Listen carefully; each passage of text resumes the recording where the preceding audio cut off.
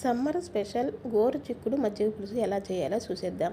ముందుగా ఒక బౌల్లోకి పెరుగు అలాగే సాల్ట్ వేసి విస్కర్తో బాగా కలపాలి. అలాగే నెక్స్ట్ వచ్చేసి 2-3 టేబుల్ స్పూన్ వరకు శనగపిండి అలాగే పసుపు కూడా వేసేసి బాగా కలపాలి.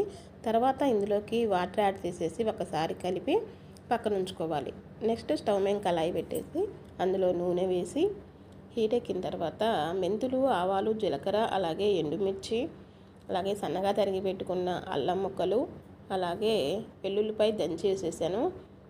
పచ్చిమిర్చి, ఉల్లిపాయలు వేసి ఒకసారి కలిపి అందులో కరివేపాకు కూడా వేసేసి తాలింపు ఫ్రై అయ్యే వరకు కలిపి అందులో నెక్స్ట్ ఇంగువ కూడా వేసేసి ఒకసారి కలిపి ముందే రెడీ చేసి పెట్టుకున్న మజ్జిగ పులుసు కూడా యాడ్ చేయాలి. తర్వాత గోరుచిక్కుడు నేను ముందే సన్నగా తరిగి ఉంచుకున్నాను. సన్నగా తరిగి అలాగే ఉప్పేసి ఉడకబెట్టి ఉంచాను. ఆ గోరుచిక్కుడు కూడా వేసేసాను.